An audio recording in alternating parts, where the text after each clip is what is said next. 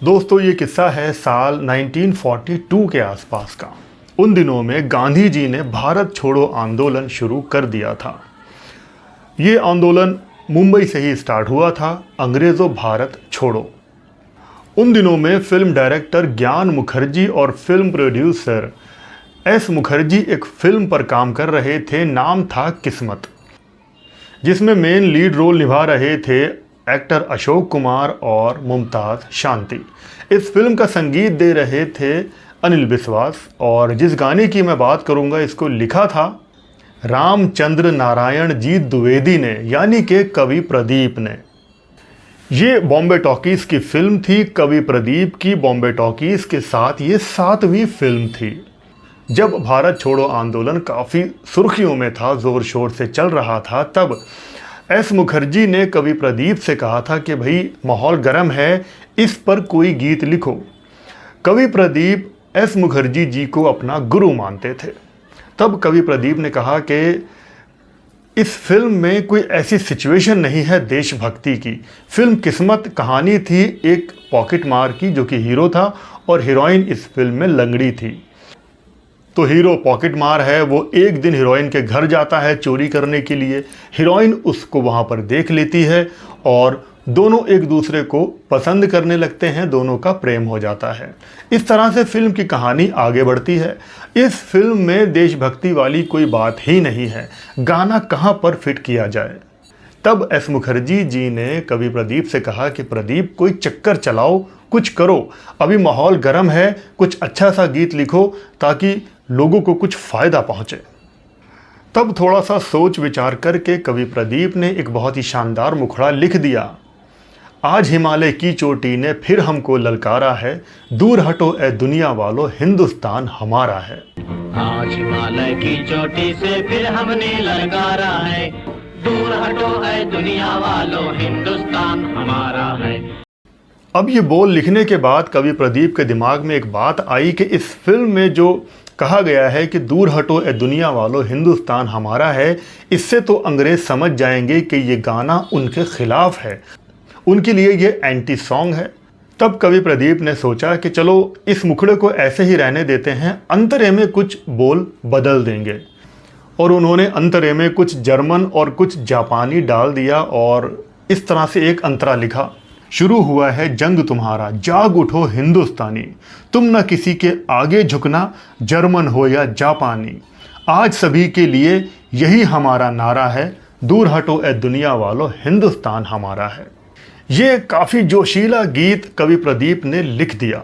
उसके बाद music director Anil बिस्वास ने इसकी एक धुन बना दी और इस गीत को रिकॉर्ड करवाया गया उस ज़माने के सिंगर खान मस्ताना और अमीर बाई कर्नाटकी से।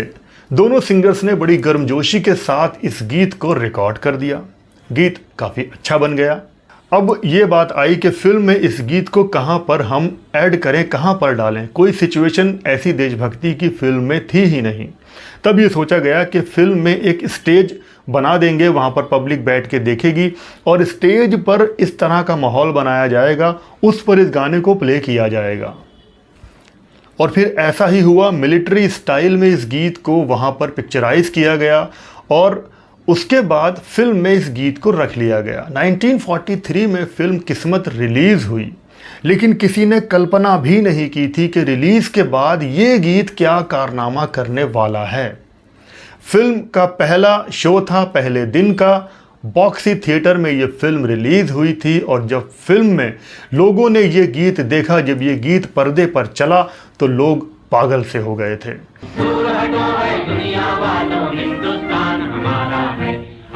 देश की मोहब्बत में लोग नाच रहे थे, स्क्रीन पर पैसे उछाल रहे थे। जहाँ हमारा ताजमहल है और कुतुब मीनारा है, जहाँ हमारे मंदिर मस्जिद सिखों का गुरुद्वारा है, दुनिया वालों, हिंदुस्तान हमारा है।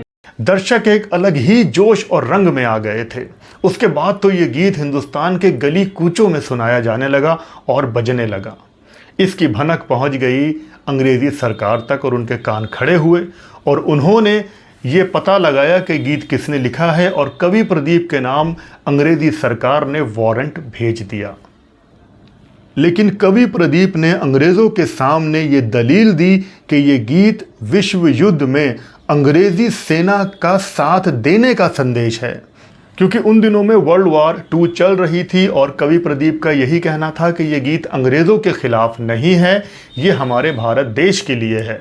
और उन्होंने उसी वक्त उस अंतरे को भी दोबारा से रिपीट किया कि शुरू हुई है जंग तुम्हारी जाग उठो हिंदुस्तानी, तुम ना किसी के आगे झुकना जर्मन हो या जापानी। तो ये जर्मन और जापानी के बारे में कहा गया है, अंग्रेज़ों के ख़िलाफ़ इसमें कुछ नहीं है। और इस तर्क को अंग्रेज़ों ने माना और कवि प्रदीप चुपचाप वहाँ से चालाकी से निकल गए। लेकिन उनको जो मैसेज हिंदुस्तान को देना था वो बहुत क्लियर दे चुके थे, हिंदुस्तान की जनता तक उनकी बात पहुँच चुकी थी। तो ऐसे चालाक शातिर कवि भी हिंदुस्तान में हुए हैं।